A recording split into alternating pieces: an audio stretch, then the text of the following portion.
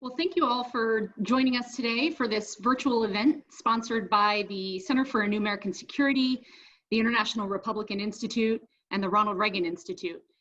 It's our hope that by bringing together speakers and participants from these three unique organizations and our audiences, we'll be able to facilitate a really dynamic and diverse conversation about a speech delivered in what in many ways seemed like a very different world, but one that we think offers some real insight to the challenges that we face today, both here at home and around the world.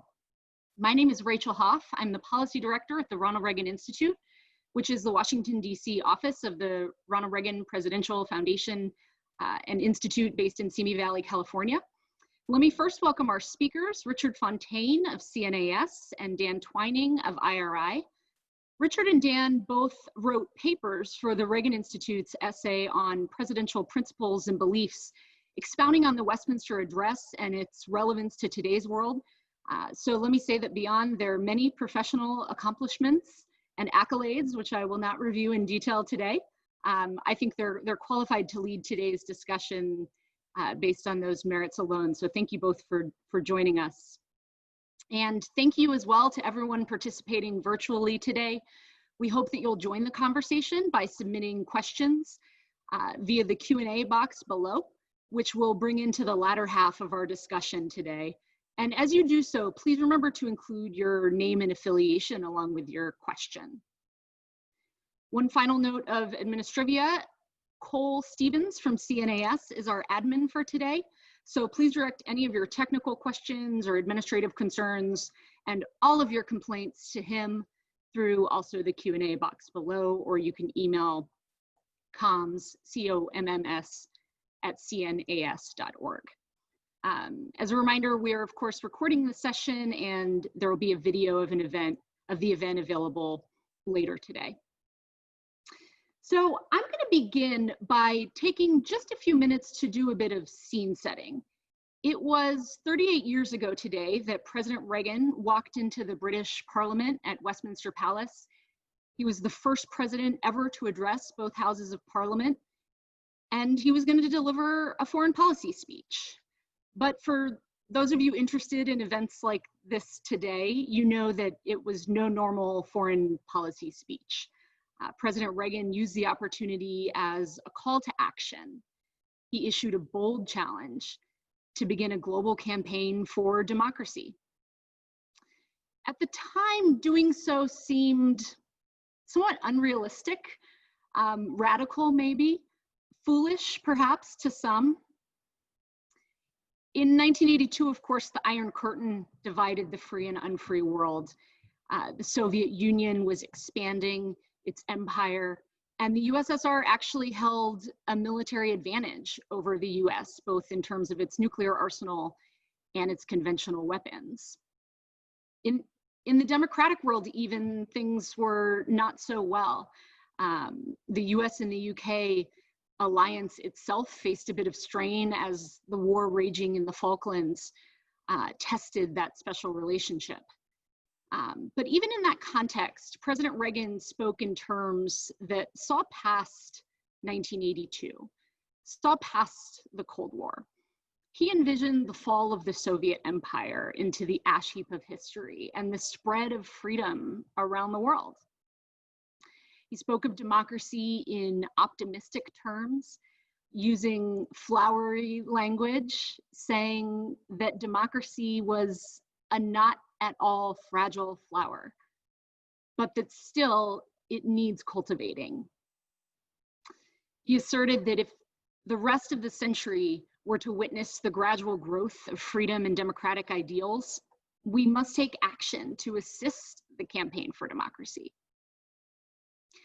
But what did that mean? What were those actions? President Reagan explained that we must foster the infrastructure of democracy, the system of a free press, unions, political parties, and universities, which allow people to choose their own way, develop their own culture, reconcile their differences through peaceful means. So in hindsight, maybe the speech that seemed unrealistic and even radical at the time turned out to be prophetic. the rest of the century did indeed witness the growth of freedom and democratic ideals.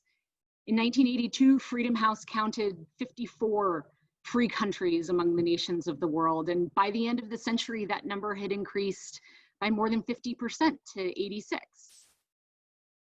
And that didn't just happen.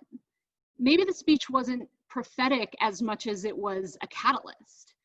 The speech itself set in motion wheels of policy change back here in Washington, where the American Political Foundation was actually bringing together stakeholders from political parties, the business community, the labor community, and other institutions to really conduct a study on how the US should best contribute to that global campaign for democracy. At the time, it was called the Democracy Program, and the study actually launched the institutions and architecture for fostering and supporting democracy that we know today as the National Endowment for Democracy and its affiliated organizations, including IRI that's with us here today. It was going to be a bipartisan, private, nonprofit effort to lead this work. And in what truly seems like ancient history these days, Congress soon authorized and appropriated funding to make that project a reality. And it was that architecture that facilitated the democratic transitions in so many countries in the post-Cold War era. And it still survives to this day as America's main vehicle for spreading democracy abroad. But if that sounds like an unbridled success story for democratic transition, then we just need to fast forward a bit. In the last 2 decades, of course, democratic backsliding and the rise of illiberal democracies have complicated this story. This year, Freedom House found 14 consecutive years of decline in global freedom. And there are actually 3 fewer free countries today than there were in 2000, back down to 83. Freedom House itself has declared that democracy is in retreat around the world. And as we look at those global assessments, I know there are questions that weigh heavy on all of our hearts about the situation here at home as well. Are we living up to our own democratic ideals? And we'll discuss that in today's conversation, to be sure. But let's start back in 1982, 38 years ago today, when President Reagan spoke those immortal words, "We must be staunch in our conviction that freedom is not the sole prerogative of a lucky few, but the inalienable and universal right of all human beings." And let's use that as our jumping off point for today's conversation. Richard, I'll turn first to you. Why don't you get us started with some reflections on the speech and its relevance for today's world? All right, well, thanks. It's great to be here with Rachel and with Dan and with all of you.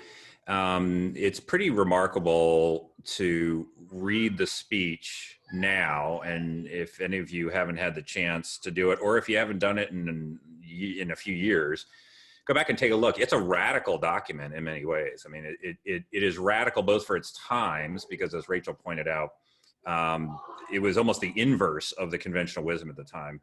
The economy was doing poorly. The Reagan administration couldn't point to the rollback of communism in a single country, and yet it's saying democracy is on the march, you know, these kinds of things. But it's also radical given the political discourse that we find ourselves in now, certainly abroad with the rise of illiberal democracies and with unapologetic autocracies, but also at home, the kind of divisions and I think the lack of sense that we are living up to our democratic values here. And in that sense, I think there's 4 things that make the speech relevant in 2020, even though we're talking about something that took place 38 years ago. The first is this clarion call for the United States to be active in the promotion of democracy and human rights. I mean, the final sentence or one of the final sentences of Reagan's speech was, "What kind of people do we think we are? We're free people worthy of freedom and determined not only to remain so, but to help others gain their freedom as well."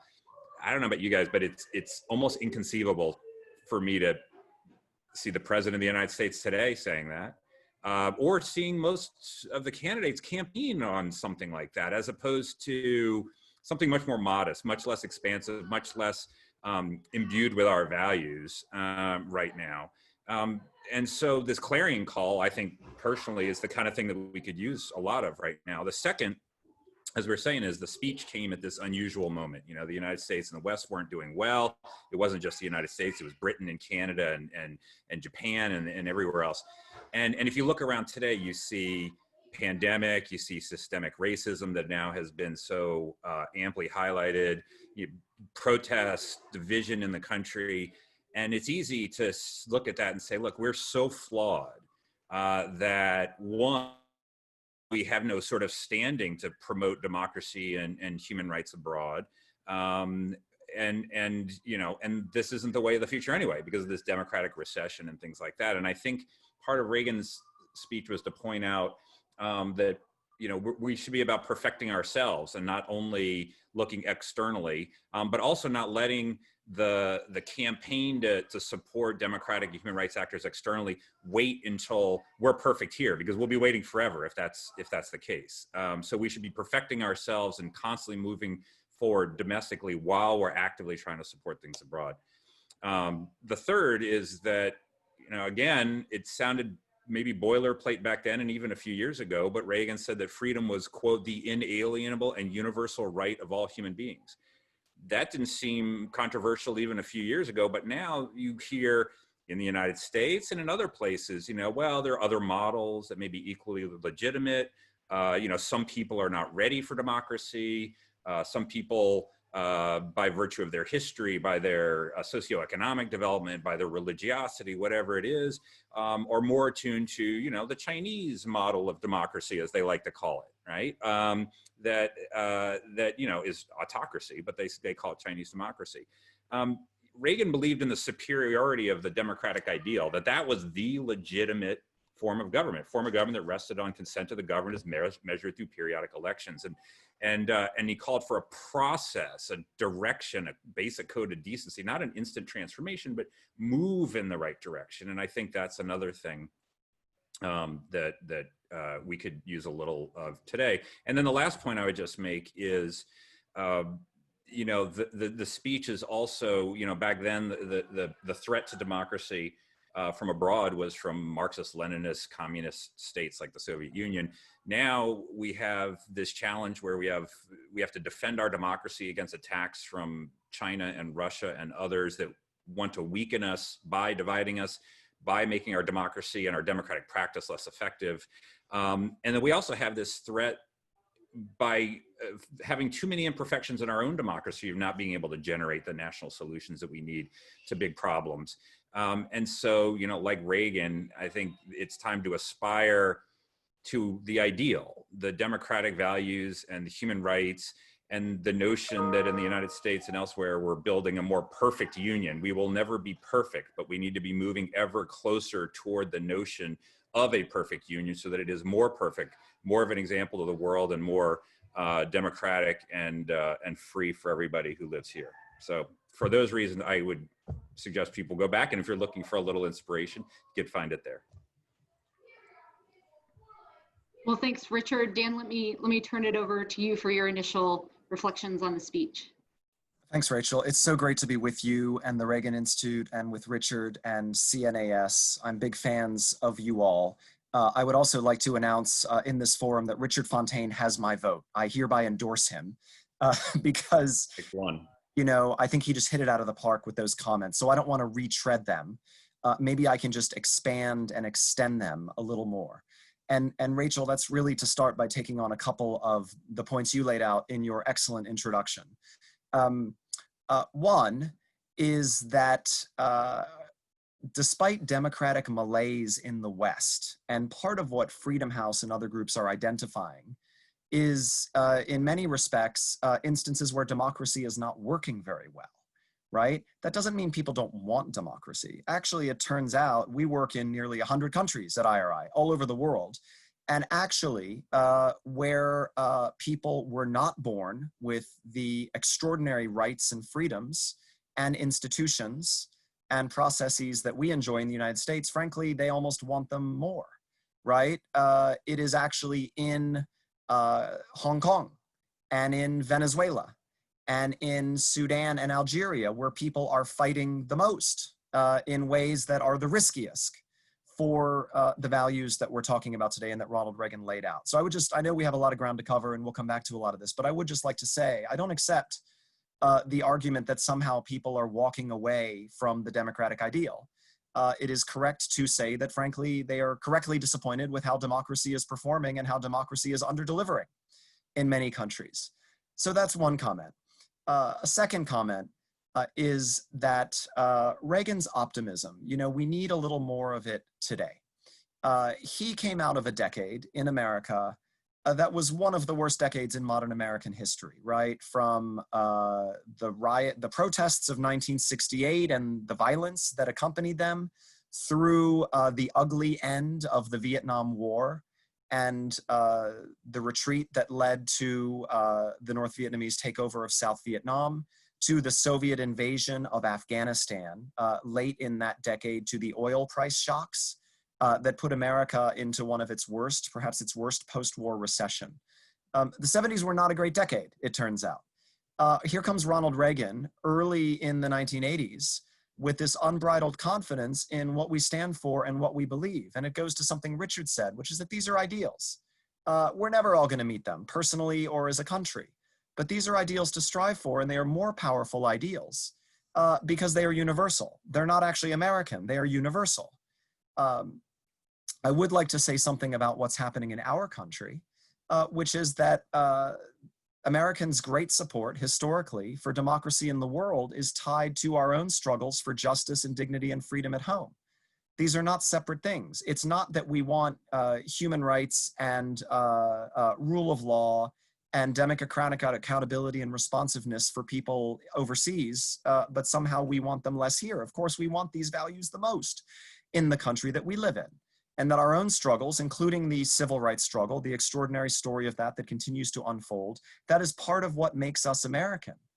And it's part of the democratic learning that we have gone through. Since our founding fathers laid out these ideals. They could not meet them. The early republic could not meet them, but they were ideals. They were values to strive for and aspire to. And I think every generation of Americans has done a little better in aspiring to those values and moving our country closer to them. We'll never quite get there. We're all human beings. But in fact, the struggles that Americans have gone through for their rights and freedoms, for equal protection and equal justice, are part of what animate American support for a democratic world, a world in which all people enjoy the rights of free streets, the rights of free protest and assembly, right? The right to political accountability and responsiveness, that these are not separate matters. So as far as the point around Chinese authoritarian propaganda, Russian authoritarian propaganda, which would like us to believe that because of our own country's shortcomings, we have no standing to say support the people of Hong Kong in their struggle. The answer to that is, gosh, Hong Kongers were waving American flags, right? They understand that America is an ideal. They themselves understand this difference between the ideal and what we are as a country. What we are as a country is great and hopefully getting better. But the struggle for what we want in our country is actually intimately tied to the struggle for what free people want all over the world and people who aspire to those democratic freedoms and that democratic accountability. And frankly, one thing that the authoritarians fear most is the full inclusion of all of their people in their politics. This is the scariest thing for them. In America, millions of people can take to the streets. And frankly, a lot of us welcome that as long as it's peaceful. Because our democracy has been built from the bottom up as much as from the top down. Millions of people in the streets of Russia or China or Iran is their leader's worst nightmare. And one thing that makes America different, and I think a lot of democracies different, is that we see it as a source of strength.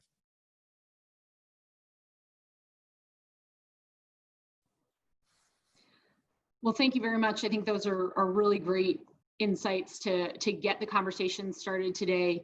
Let me start by asking a few questions of my own just right off the bat. Again, as a reminder to those watching, you can use the Q&A box below to submit your questions for the speakers today as well. So Richard and Dan, you each touched on this in sort of a different way in your remarks, but to kind of take the question head on, start the conversation about global freedom and democracy right here at home, which is perhaps the best place to start. We've seen these massive demonstrations against racial injustice and inequality.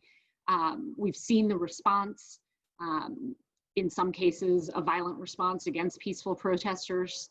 And it's raised really hard questions about whether or not we're living up to our own ideals here at home. So I suppose the fine point I would put on the question is, does the United States still have the moral standing to do this work abroad?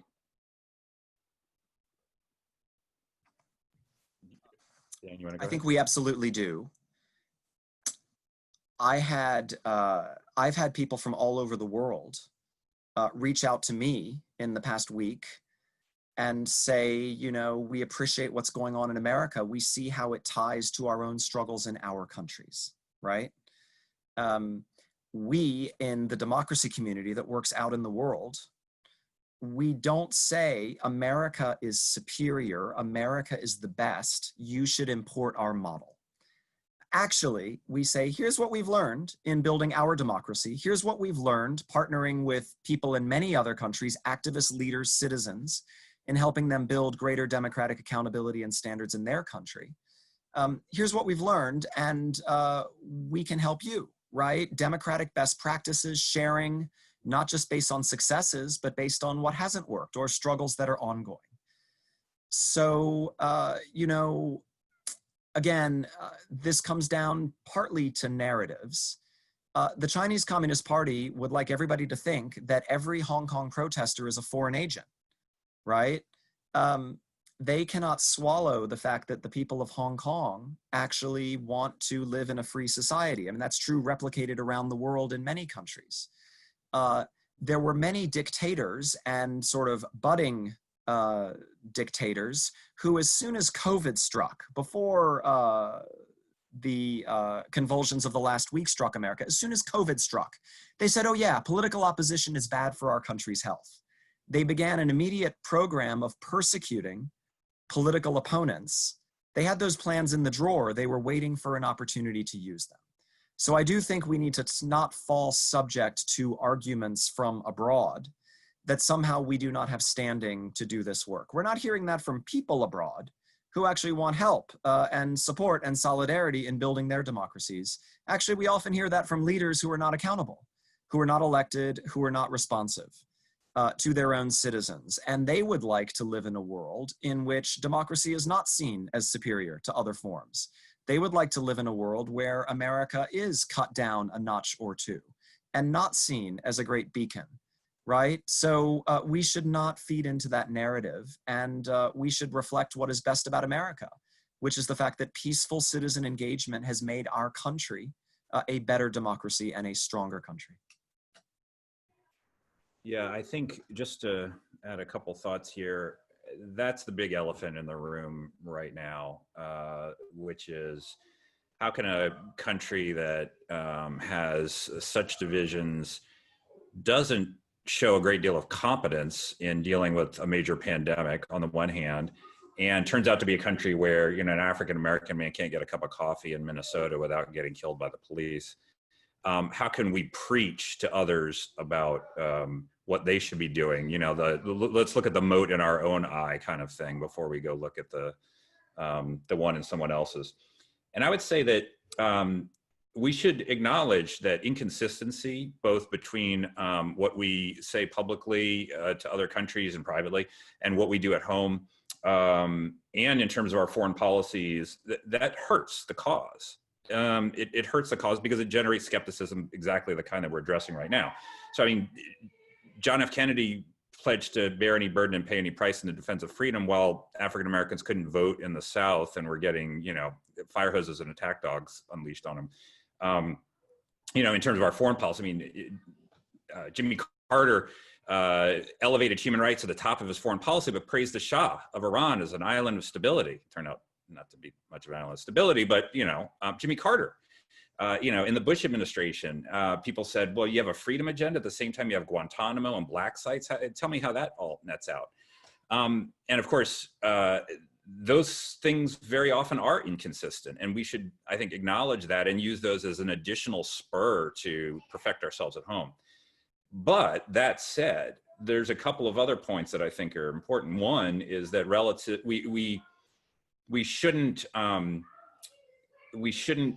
look at our own faults and think that those are comparable to the great autocracies, right? I mean, we have significant flaws in American democracy and lots of things that yet remain unsolved and need urgent action. But we don't have 1 million Muslims in Uyghur detention camps, right? We don't have pervasive surveillance of everybody moving around. We do have elections. We do have a free press. We do have freedom of assembly. They have none of those things in the kind of countries that we're talking about. And that is a meaningful distinction. America is a great flawed democracy, emphasis on both those terms. And then the other is just to emphasize a point that I think Dan has now mentioned twice, but I do think gets lost sometimes in this notion that it's just an American messianic impulse to convert countries in the world to be in the American image and likeness. You know, we want other countries to be like us. You often hear this, you know, we want to convert X, Y, or Z into a Jeffersonian democracy. I worked in government for 10 years and I never heard anybody say the object of diplomacy or anything with any country was to convert it into a Jeffersonian democracy. Quite the alternative. It was a recognition that there are universal values that are embodied in documents like the Universal Declaration of Human Rights, in the constitutions of many of these countries that abridge them, North Korea, China, Russia. Everyone seems to acknowledge that these things exist, are attractive, are important to human beings, and are ideals to which their countries aspire. It's the execution against those that's the problem. So why would we not be in the position of supporting more effective execution against the ideals that we all seem to believe obtain for everybody? That even if we are not perfect at home is something that I think we should be in the process of working toward. Rachel, could I just quickly tie that back to Reagan and Westminster? I mean, I know we're zipping back and forth here, but just to draw the line very clearly. You know, one thing he said in that very historic speech was that the truest form of cultural condescension is to assume that other nations do not want freedom and liberty and dignity. Those are not his exact words. But that actually self-determination, the true plurality of national greatness in the world, can only flourish, can only flower when people are free to make up their own minds politically about how they are governed and who governs them. That actually you hear a lot of kind of democratic declinism in the West. And I think he was speaking not just to the Soviet listeners then, he was speaking to people in the West who were making a version of the argument Richard sketched out, which is that this is not America's role to support these values internationally. He was saying, actually, we are not going to cede to strong men the argument that what is best for their nation actually is to be determined by their publics, that self-determination, national identity can only flourish under a democracy, right, in which all people have a voice and all people feel vested.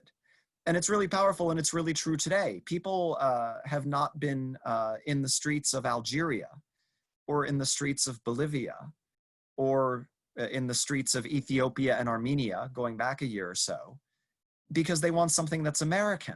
Actually, they want something that is theirs, that belongs to them, which is the freedom and dignity and accountability that comes from political responsiveness and political choice, governments that listen to them, governments do not steal public funds that belong to its citizens.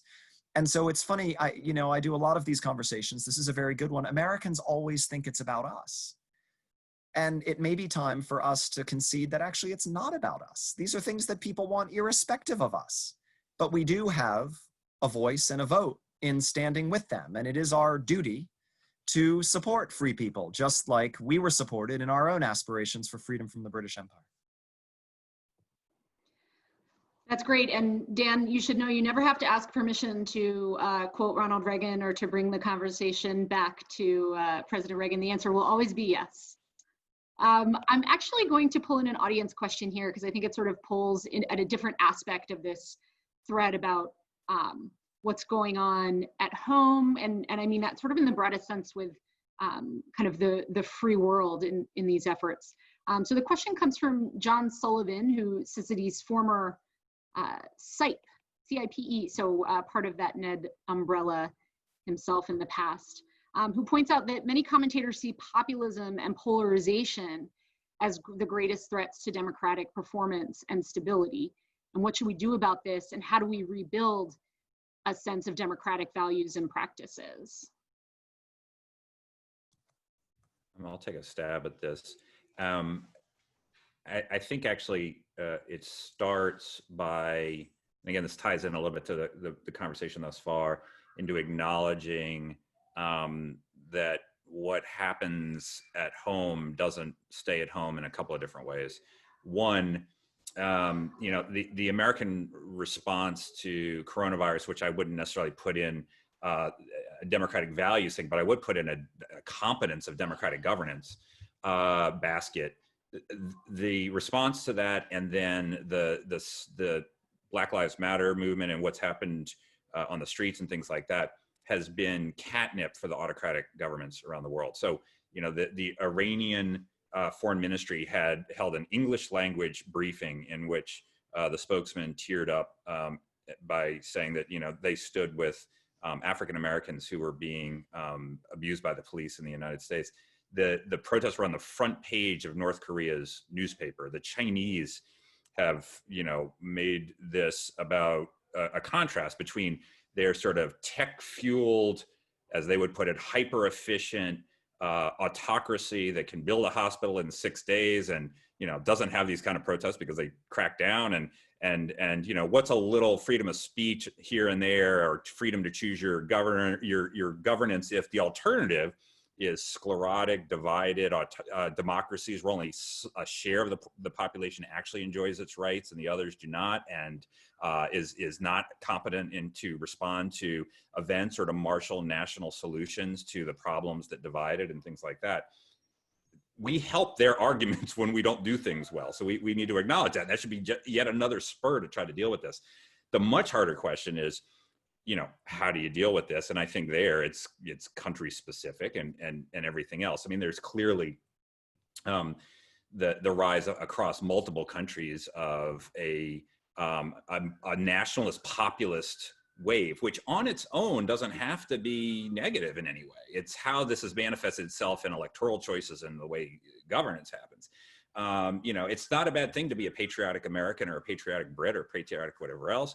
It's not a bad thing after the global financial crisis and all of the disappointments that have come along with a decent share of our populations about how globalization has affected them, to say, hey, wait a minute, let's make sure we're not leaving out some of the people who are harmed by those things. Those are good things, but when they're used to further divide populations for the political benefit of a faction, that's when you get into real trouble. And it has this sort of, you know, negative cycle that just spins and spins and spins. And ultimately, I think, you know, there's some institutional changes that you can make, and we can get into. We all work for John McCain, so we can talk campaign finance reform forever, and we can talk, you know, all those other kind of things.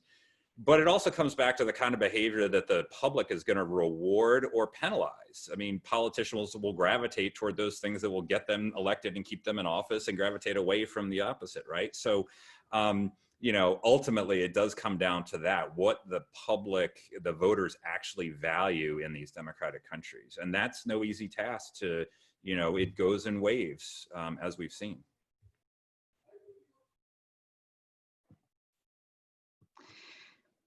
We have another question that came in from a viewer in Kosovo that is kind of on a similar vein. He notes that looking at America from Kosovo, he fails to see the relationship between President Trump and Speaker Pelosi as President Reagan had with Speaker O'Neill. So keen political observation from Kosovo, but it's clear that that our American political disputes are obvious to the world.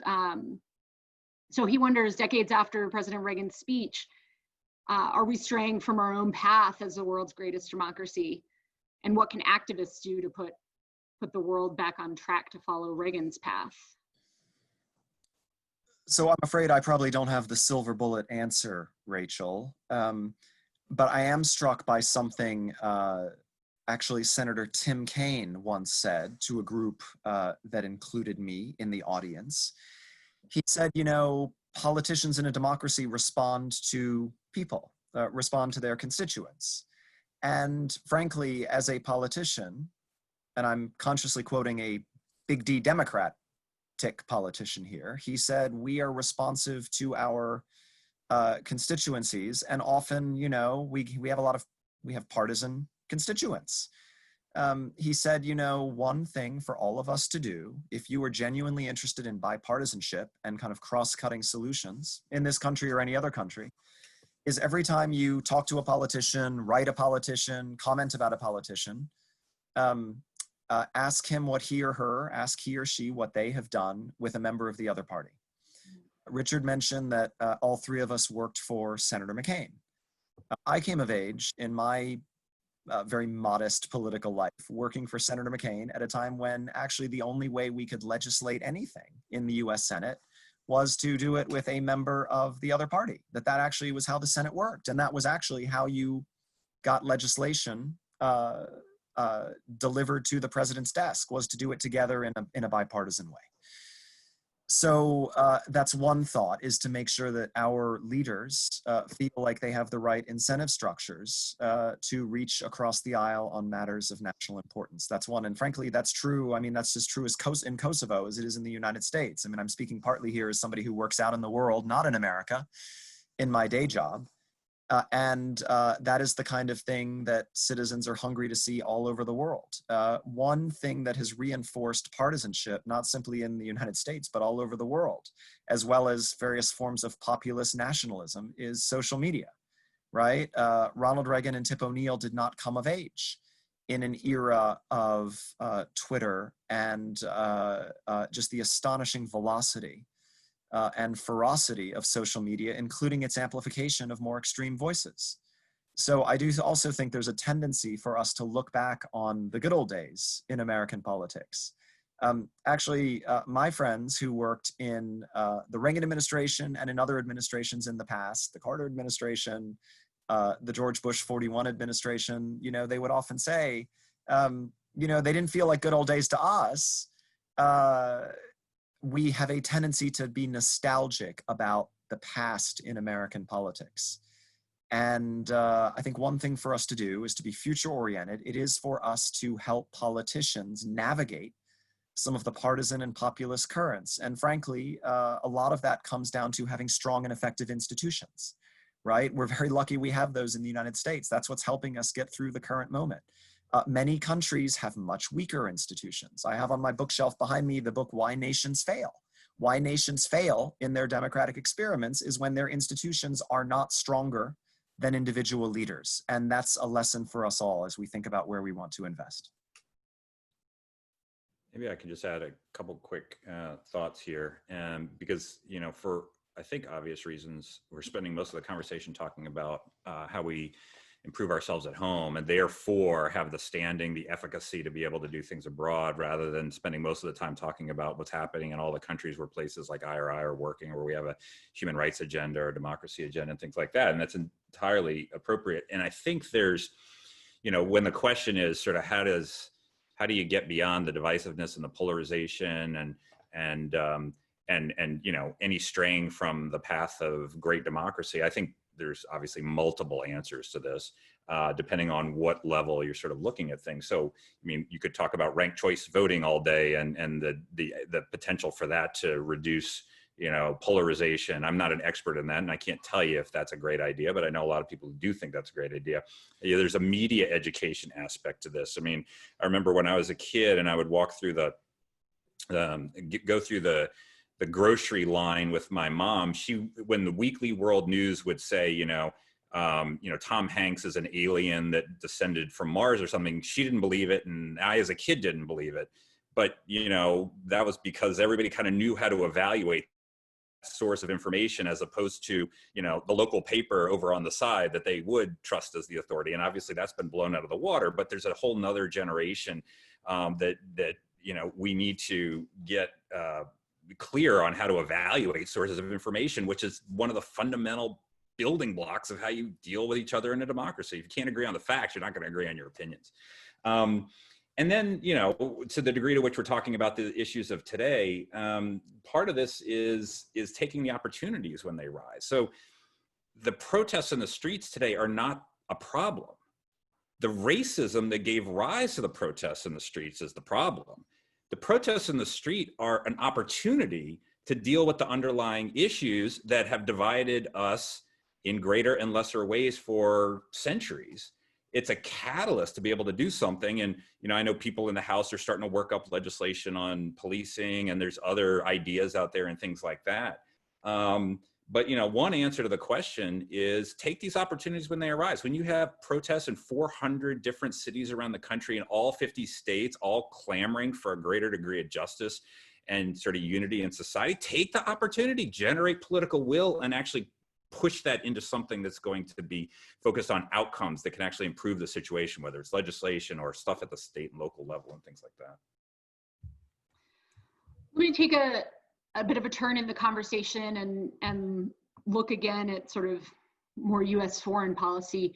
You know, we're in this new era of strategic competition, and it's notable that our strategic competitors happen to be authoritarian regimes that are making use of this full range of tools and tactics to advance their own oppressive ends and spread their narrative. What do you think we can learn from Reagan's Westminster Address? What would he say about how to defend global democracy against those efforts?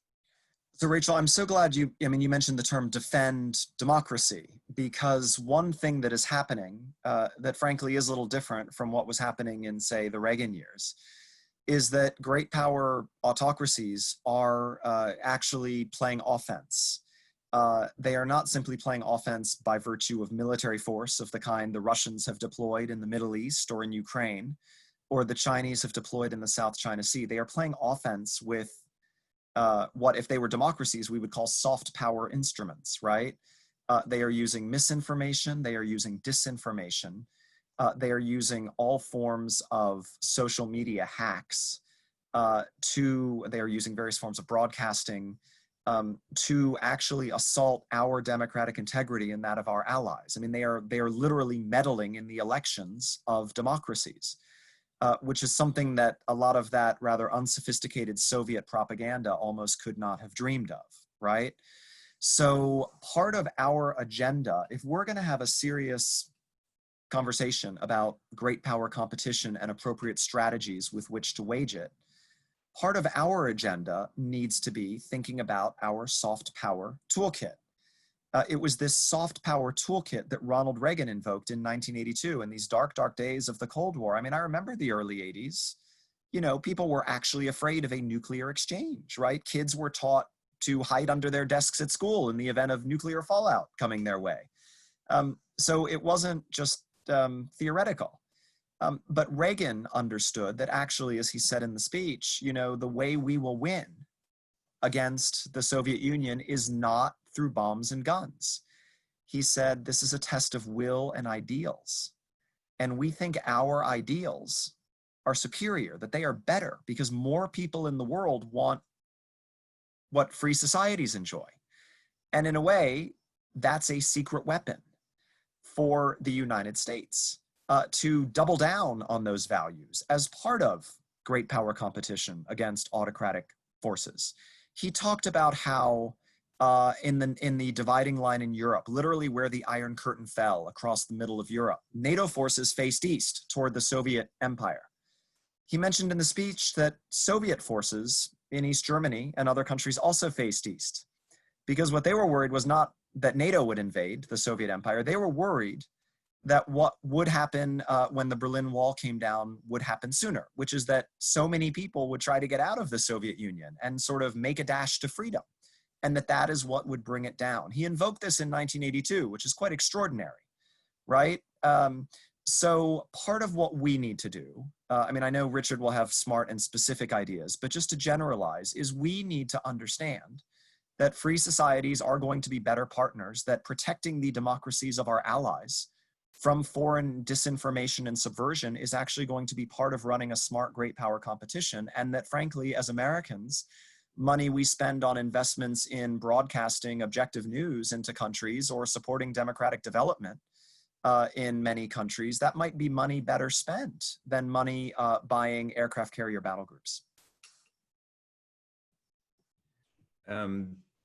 Yeah, I agree with what Dan has just laid out there. I would say, you know, in his Westminster speech, President Reagan said that democracy may not be a fragile flower, but it needs cultivating. And I would amend that just slightly to say it needs protecting today. When he gave that speech, the notion was, at least in the United States, that our democratic practice was essentially up to us. You know, the fear of Marxist-Leninism or something, you know, this was in other countries, right? And of course, that was appropriate. In a way, the Red Scare had been way behind. But now this is a worldwide phenomenon, and autocracies have learned from the 2016 election and other things as well that the best and most cost-effective way to weaken the United States is to divide it internally, which you can do through cyber means and through information operations. And that in the current political environment, it's like throwing matches on kindling, right? I mean, no one's going to say no to these kinds of things because it takes on a life of its own. And so, you know, I think at the end of the day, when it comes to the autocracies like China and Russia and others, Iran, North Korea, that would like to poke, would like to increase the divisions of our society, spread disinformation, spread propaganda, hack people's systems, use all these things that kind of put us at each other's throats.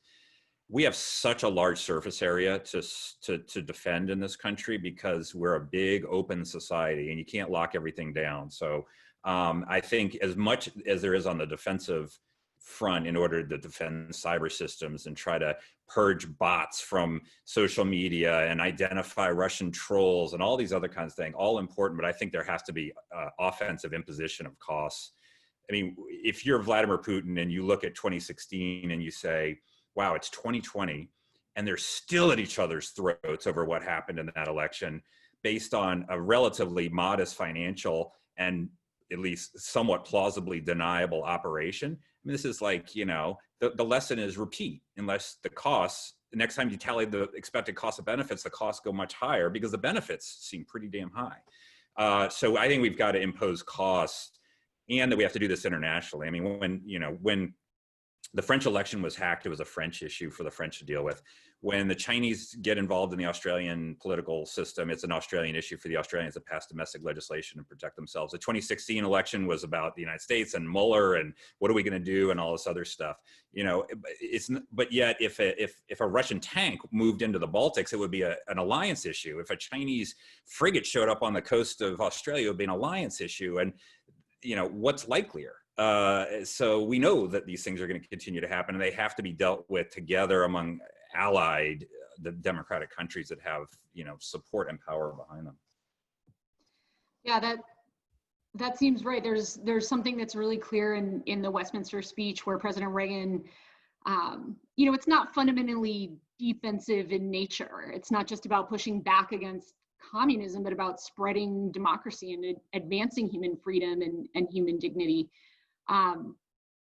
So a lot, of course, has changed since 1982. The world's a very different place. Technology, chief among anything, has reshaped the landscape. So, Richard, do you have any smart and specific ideas about what we can be doing, as Dan says, to do this work today? And I guess one way of thinking of this is if a president were giving this speech today, what would the 21st century agenda for this work look like? Yeah, I love telling the president of IRI the kinds of things that his and like-minded organizations should be focused on. But you know, I'm a think tank, so that's part of the job. But look, part of what I will say draws a little bit on something that Dan and I wrote for Foreign Affairs some time back. And I think one of the things is to look at the priorities. And I think unlike in 1982, priority number one is defending our democracy and defending other democracies. If they're weakened, it's going to be even harder to promote democracy abroad, and you're talking about the core of our political way of life at home. So specifically, what does that mean? Well, it means a bunch of different things like imposing costs and things, but I think it means a lot about importing these things into the relevant alliances, so that if Russia moves into Crimea and you see unified action, not military, but you saw sanctions out of the United States and the EU when the Skripal poisoning happened, and that was seen as an international event. And so we kicked diplomats out in the United States, and the Germans kicked diplomats out and tried to impose costs. These political things don't do anything like that, and I think they need to. So I think we need to have coordinated, collective cost imposition approaches each time one of these things happens with one of these countries. So that's one. The other thing is, I think we've got to look around the world and focus, like, what are the fragile flowers here? Where is democracy taking root, but it could be a little iffy, and this is where IRI does a huge amount of work. So, the Ukraines and Malaysias and Ethiopias and, the countries like that they've recently made a turn, or they're making the turn. How do we support those most effectively? Where do we sort of, what are those countries that we're really going to focus on to make sure they don't go backwards? Because we know there are countries that would like to see them go backwards, and they're providing incentives sometimes to do that. And then the third thing I guess I would just say is, the democracy promotion organizations, IRI, NED, NDI, all of them, most of the stuff they do, not all, but most, is the kind of stuff that they've done for a very long time. Election observation missions, polling, support to parties and things like that. And if you're thinking about liberal democracy, there's a lot of focus on the democracy side of liberal democracy. And I would be really interested in seeing, what would it mean if we also focus, or maybe even more focus, on the liberal side of liberal democracy? Is it judicial training? Is it, I don't know, somehow anti-corruption activities? I mean, there's different things going on in different places, but to take a pretty expansive view of the kind of values that Reagan and others were talking about, and to say, ultimately, what we want is liberal democracy. There are various sort of paths along that way, and there's therefore various things that the United States can do in different domains to support that evolution. Rachel, just to pick up very quickly, I know you want to get through more. When we think about foreign authoritarian assaults on democratic integrity abroad of our friends and allies, there are a couple things that are kind of catalysts for effective solutions that produce disproportionate returns. One is a free and open media environment, so that media can report very clearly on what is happening. Part of Australia's pivot over the last year or two has come from outstanding journalism that has shown just how far the Chinese Communist Party managed to penetrate into Australian institutions, into Australian media, into Australian universities, into Australian politics through finance and other mechanisms. So those media watchdogs are vital. Another is anti-corruption. Often foreign authoritarian influence is accompanied with attempts to buy off interested parties in a third country, right? So understanding where money flows is very valuable to citizens in those countries to make sure that their leaders do not do, say, dodgy infrastructure deals with China in return for side payments. I mean, you've seen this in Cambodia and Sri Lanka and other countries. Three, frankly, is a vibrant civil society that can perform that watchdog function of the government outside of government, so that there's kind of a bottom-up check on executive dealings that threaten democratic integrity.